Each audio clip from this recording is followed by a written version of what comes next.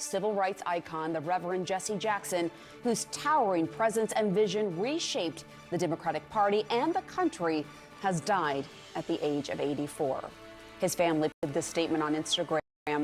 Our father was a servant leader, not only to our family, but to the oppressed, the voiceless, and the overlooked around the world. We ask you to honor his memory by continuing the fight for the values he lived by.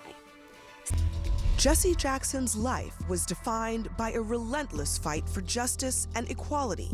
I was born in Greenville, South Carolina, in rampant, radical racial segregation. I had to be taught to go to the back of the bus or be arrested. Those early experiences drove Jackson to join the civil rights movement. The fact is, against the odds, we knew there were great odds, we were winning. In 1965, he began working for Reverend Martin Luther King Jr. I learned so much from him, such a great source of inspiration. King named Jackson to lead Operation Breadbasket in Chicago, an economic justice campaign for Black people. However, some say King was frustrated by Jackson's brashness and ambition. I'm sure he thought I needed more time. I was 24 years old.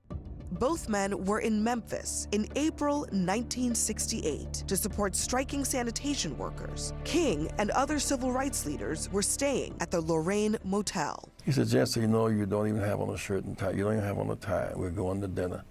I said, Doc, it does not require a tie, just an appetite. We laughed. I said, Doc, and the bullet hit. Everything changed at that moment. It was a defining moment in the history of our struggle.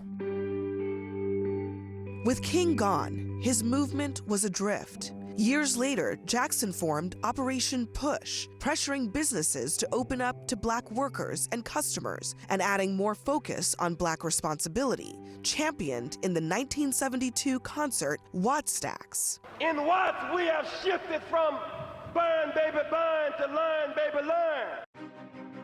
And he expanded his own global reach too, helping to free U.S. Lieutenant Robert Goodman, who was held by Syria after being shot down, and later other Americans held in Cuba and Serbia.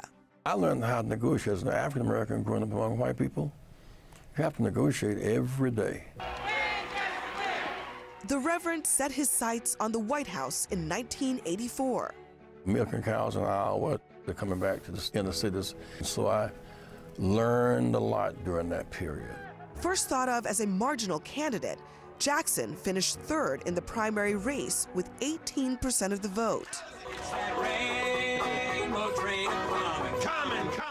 That campaign almost went off the rails when Jackson used an ethnic slur to refer to New York Jews. There's mistakes and they hurt.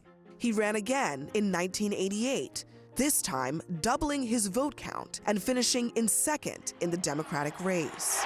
Keep hope alive on tomorrow night. At the time, it was the farthest any Black candidate had gone in a presidential contest. But 20 years later, when President Barack ran, we were laying the groundwork for that season. In 2017, Jackson had a new battle to fight, Parkinson's disease. But that didn't stop him. If you hold on, if your cause is right and your grip is tight, you'll make it. Late in life, he was still fighting. He was arrested in Washington while demonstrating for voting rights. His silent presence at the trial of Ahmaud Arbery's killers prompted defense lawyers to ask that he leave the courtroom. Jackson stayed. I am somebody. I am somebody. From the Jim Crow South through the turbulent 60s and into the Black Lives Matter movement, Jesse Jackson was a constant, unyielding voice for justice.